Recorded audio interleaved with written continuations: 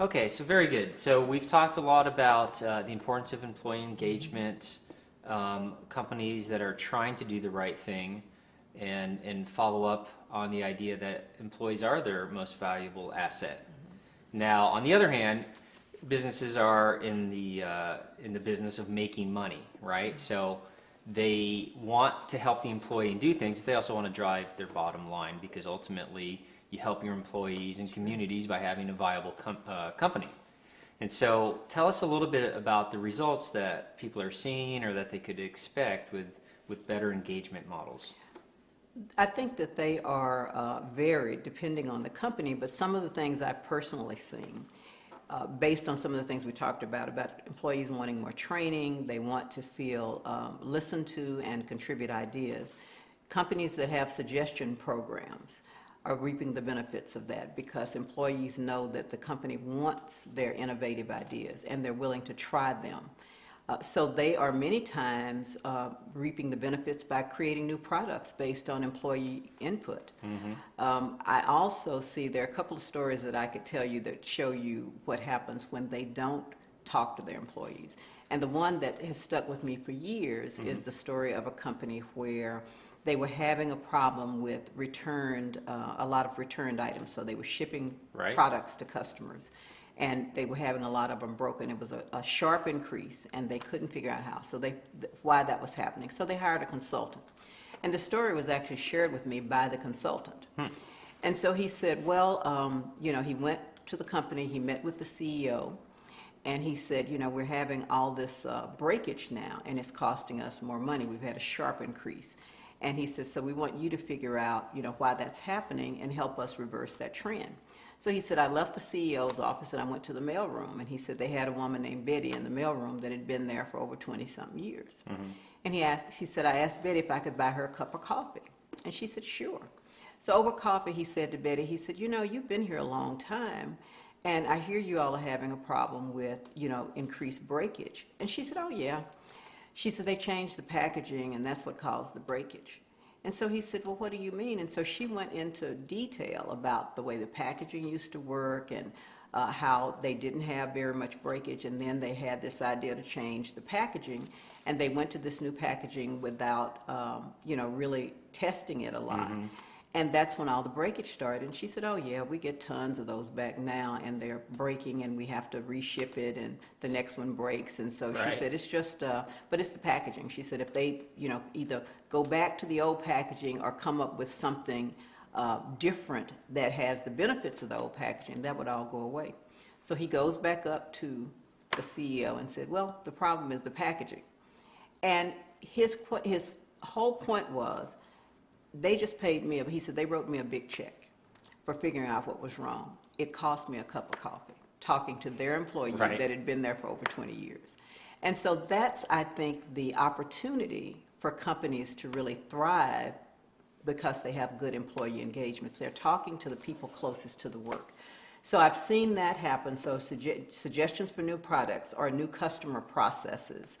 And I've seen empowerment. You hear that word thrown around a lot, but what does that really look like when it's operationalized? And so you hear often, Southwest Airlines is a great example, where their employees, and when you talk to some of the former leadership that are now retired but still very active in Southwest, they say they created a culture of doing the right things, not necessarily the right way. And one of the most engaging stories that made the news as an example of that was, and Southwest didn't tell the story, the customer actually did. There was a man who was a grandfather. And he got a very disturbing call from his daughter one day that said his grandson, her son, had been seriously hurt and was not expected to live. And he needed to get from where he was to California as quickly as he could so he could say goodbye to him. And so keep in mind, this is after 9/11, so security and everything. So he literally calls and says, I need to be on the next flight going to California. How can I do that? He had no ticket. He had no reservation or anything. Nothing had been done ahead. So the Southwest Airlines reservationist said, start toward the airport. We'll figure it out. So she took her own credit card, which they're not supposed to do, because supposedly after 9/11, you can't make a Purchase for reservation someone else, yeah. well, for someone else, but you also can't make it like just a few minutes before the flight leaves, see. because think of from a terrorism perspective, right. that's not a good thing, right? Right. And so he was about 20 minutes from the airport. They had a flight that was supposed to leave in 18 minutes. So the reservationist calls the airplane and says, "Let me speak to the pilot." She tells the pilot the situation. She said, "We'll take care of getting the ticket and everything." So she charges the ticket to her credit card because she didn't even get his last name. So she had to make up a name, charge it to her credit card, get him a ticket. And so the pilot said, "We'll make sure that we wait." Now, keep in mind, the airlines don't wait for somebody, right? Right. They push Right. off from the gate no matter what. And so there were about 3 or 4 Southwest employees that made sure that he got on that plane. The pilot went out and told the passengers that were already seated on the plane, "We have an emergency. We're going to be a little bit late. We're asking you to be patient. This is a very serious situation, or we wouldn't be doing it. And so I'll let you know we're not going to be very late, but we're going to be a little late leaving." So everybody was fine. When the grandfather got to the airplane, he was literally out of breath and he could not believe that the plane was there waiting for him. And he said to the pilot, he said, "I can't believe that you waited for me." And the pilot said, "We weren't going anywhere without you." So the end of the story is that he made it to California in time to say goodbye to his grandfather.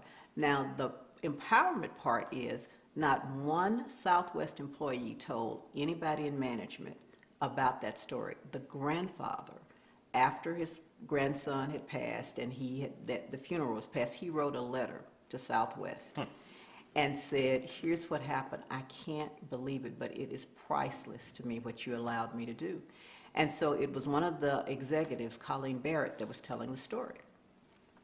And she said they heard about it on the news like everybody else from the grandfather, them reporting it. And she said they were so proud of their employees because they did the right thing. She said, "Now, we've still got to unravel some of the paperwork and Sure. all that's okay." She said, "But we were proud that our people trusted each other enough to make the right thing happen for our customer."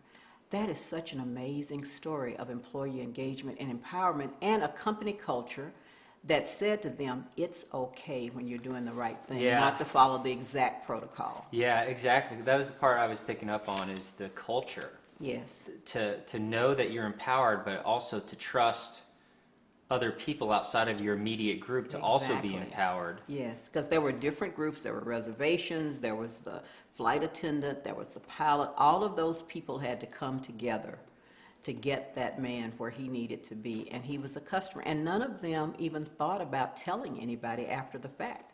It was him. No one would have ever known that it even happened because they just saw it as part of doing their everyday job. So that's one example of what happens when you have a culture of employee engagement, is employees feel empowered to take care of their customers. Right. And so that's what you really want to see in the workplace, is when employees feel valued, they in turn value the customer. And that returns profit, it returns brand reputation.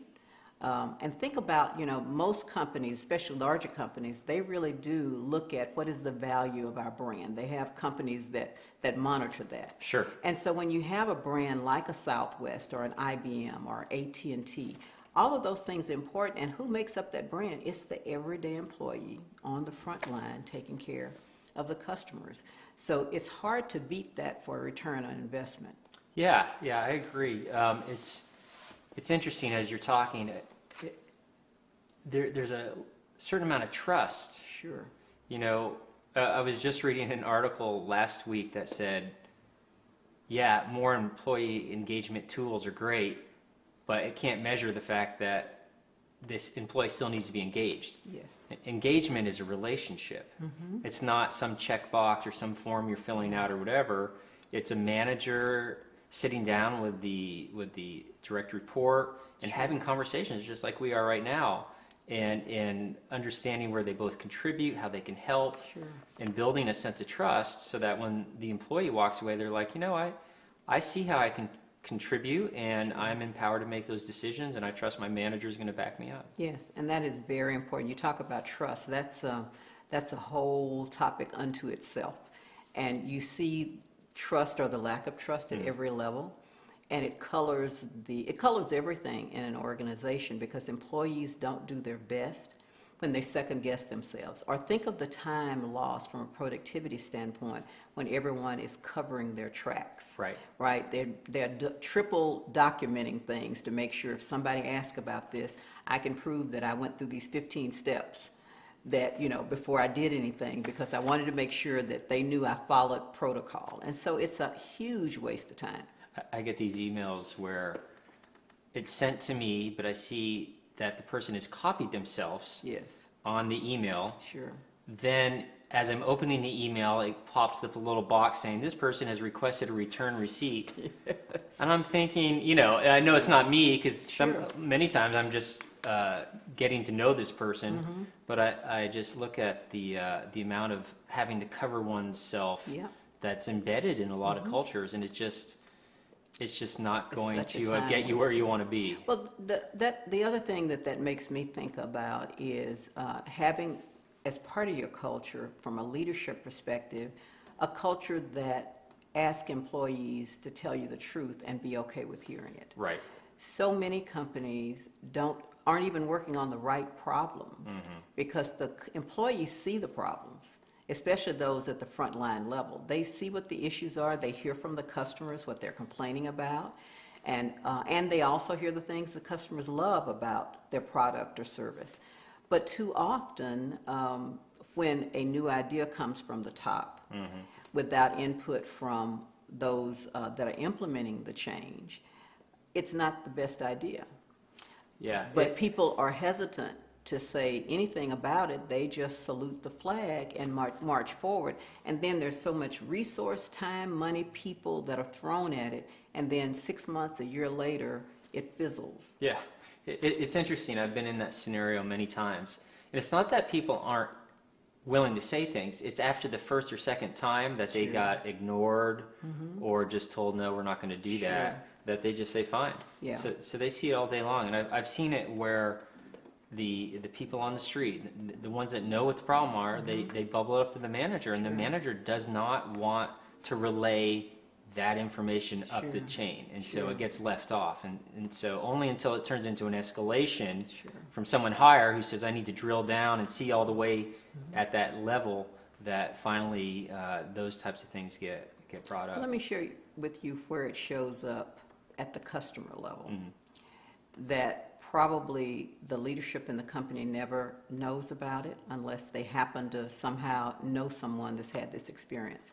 It's happened to me several times where I go in, or even on the phone where I'm interacting, trying to complete a transaction.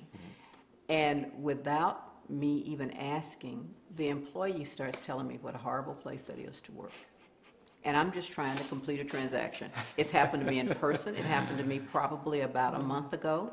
I was running an errand for my sister, actually, where she had left something, and it was closer for me to run, pick it up, and keep it for her than Right. for her to go back and get it. So she gave me the instruction, gave me the name of the person that I was to talk to when I got there, and they would know where to show me. It was her power cord to her phone. Okay. So I run by, have never seen this person ever in life. And so I go in and I introduce myself and I said, I'm here to pick up the power cord. And so she said, oh, are you on your way to work? And I said, no, actually, I have my own company. And so she said, well, what do you do? And so I told her that I was a coach. And so she said, oh, she said, that sounds wonderful. I said, but I worked for many years for a company and retired a couple of years ago. She said, I'm trying to get there. She said, it sounds so wonderful. She said, I've been here 10 years and I just hate it. She said, I only enjoyed the first 2 years that I worked here. And she said, I just need to get away. Now, I mean, literally, we are standing in the foyer. You of have this one of those company. faces, apparently. Yes. And I'm thinking, oh, my goodness. And she just keeps going on, and she's like, oh, I probably need to talk to you. And I'm really serious. She said, I just absolutely hate it. And I'm thinking, I could have been a customer, I could have been anybody, but she was so burdened Right. by what she felt and that lack of commitment to company that we talked about in an earlier segment, that she had to just get, and it just tumbled. And when I walked away to go back to my car, I kept thinking, how tragic. Because she's probably not told anybody that she's feeling this disconnection and desperation. That's what it felt like. And she's not the first one I've experienced where, you know, I've gone into department stores and had, you know, someone tell me, well, you know, we don't get Saturdays off unless we get an account opened. And so if you could open an account, I haven't had a Saturday off in, I mean, it is just, you're thinking, oh my, and I was a customer. I was there Right. buying something. Right. Right. You're And- like, I don't think I should be knowing this. Exactly. Yeah. So I just see when you talk about the benefit to companies, you have to also look at the cost of not having engagement and not having employees that feel valued or acknowledged by the company, because they too are impacting. And if they can't tell the company, who do they tell? They tell the company's customers. Right. Or Right. the first person that comes along that looks like safe. Oh, I'll never see this person again. I can be honest with them and tell them that this is not really a good place to work. Yeah. Well, that reminds me of one of the statistics that in the breaks we were talking Sure. about turnover. Sure. Do you have that? Yeah, it is, it's pretty stunning that they have over 22% of the people only 22% are planning to stay in their job. The others are looking for other jobs already. And that was over a certain time Over a period? certain, and it was over 618,000 global employees that they surveyed. And so if you do the math on that, and you look at the cost of turnover, which is usually at least 1.5 times their salary, to get a new person in, train them, get them ramped up, you know, and get them really top productive, it's a monumental cost. And frankly, that's one of the things that I look at when I engage with a company and ask them, you know, what's your voluntary attrition? Because there are some things where, you know, companies look for new skills Sure. and those kind of things, but voluntary attrition is a really, really good indicator of what's going on in the company. And one tool that companies have stopped using as much that I think was an excellent tool is the exit interview. You know, having someone not in their chain of command, Right. whether it's HR or some different group, interview the people that are leaving where it was voluntary, and just asking them, is there anything we could do to retain people like you? So it may Sure. be too late for them, but over time, you can gather data that says, here's some trends that we might need to look at. It's not so much that you're looking at the individual situation, because that might not be as instructive, but if you are looking for trends over time when you do these exit interviews, those trends will show themselves and show you where you need to really focus to reduce your voluntary attrition. So let's recap a little bit on this section because it's important. Employee engagement leads to results, Sure. positive results. On the flip side, not having employees engaged does have a cost. Absolutely. It's not always a hard cost that you can measure, but there's Absolutely. definitely a cost, as you pointed out, to the probably to within their team, Sure. to the productivity, as well as to the customers. You found out Yeah. unwillingly a few Yes, times. yes. So, yeah, and it still baffles me. I think it was something like 22% still wanted to stay employed at that place over the next 2 or 3 years, or something like that. Sure. Is that what it was? Sure, let me look at the actual statistics so that I could tell you that. So only 22% of employees plan on staying in their current positions. Only 22%. And so, and that was out of the 618,000 global employees. So this is not just a North America Right, problem. right. This is a global statement. And I think it's shocking that it's so low, 22%. You know, 50% wouldn't have been great, but 22% is alarming. Yeah, and if you think about it, that means, you know, if your average 80% of your current workforce does not plan on staying where Sure. it's at. So the question you have to ask yourself is, how hard are they working on Yeah, behalf of the company? sure, And sure. how much of that 80% is preventable through through some of these very means, you know, not being well engaged, not having their opinion asked for, things like that. Well, there are some other tools that companies can use. One that I found, some of them are just really conversational, where managers are encouraged to really ask some questions of employees to get their true feelings. And one that we used to use was something called Fit for You, where it was a conversation from manager and employee to ask the employee what was important to them. For instance, if I said to you that we were going to give you some monetary award, for some people, monetary award is significant if it's $50. For others, it's $500 for it to be significant. And for some, it's not money at all.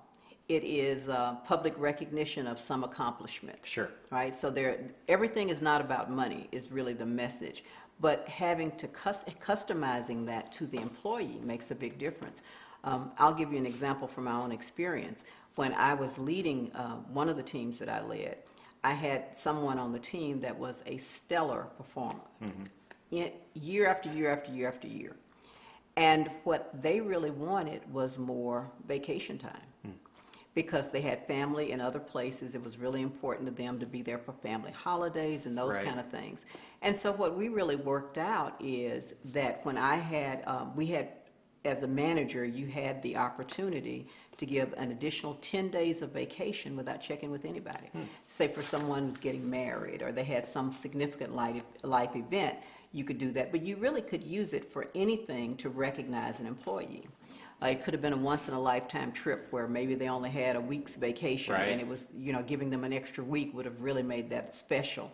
And so for this employee, when I asked them what was significant, what could I do to recognize their accomplishment, it was really giving them not just vacation time, sometimes it was vacation time, but what they really wanted was the flexibility to work from this other location occasionally, which their job allowed them to do. All they needed was a computer.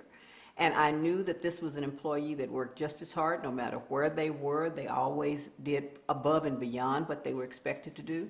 And so it was really such an easy thing as a manager to say yes to that meant worlds to the employee. So you didn't have to hire a consultant to Didn't come have to talk hire, to your no, employee. because I asked the employee. And it wasn't a survey or some Exactly. industry thing. You just had a conversation. Exactly. And here's an example, too, of the reverse where I felt really badly.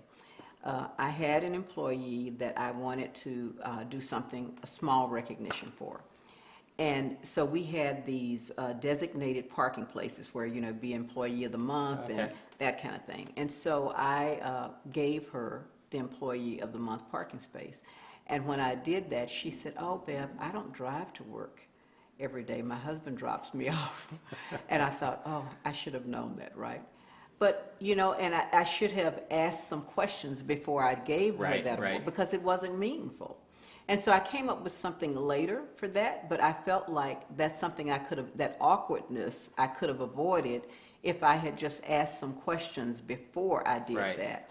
Because I wanted it to be a positive thing, and then it just turned into an awkward thing. Sure. And so it taught me again the importance of getting to know your employees a little bit beyond just what they do when they get to the office. What else would you like to cover in this section? Well, I think we just want to wrap it up by saying really exactly what you stated before, is that employee engagement can be a benefit, and if you have it, and if you don't have it, it's a cost. And some people think it's a soft cost, but I submit to you that the cost is very hard when you start looking at the dollars you spend on recruiters, on lost productivity, on increased training, all those things that really have a hard dollar cost that your turnover makes happen for you if you don't pay attention to employee engagement. So I think the smart company knows that their employees are their most important asset, and the care and feeding of those employees so that they retain them is a really smart business strategy. Very good. Great. Thanks.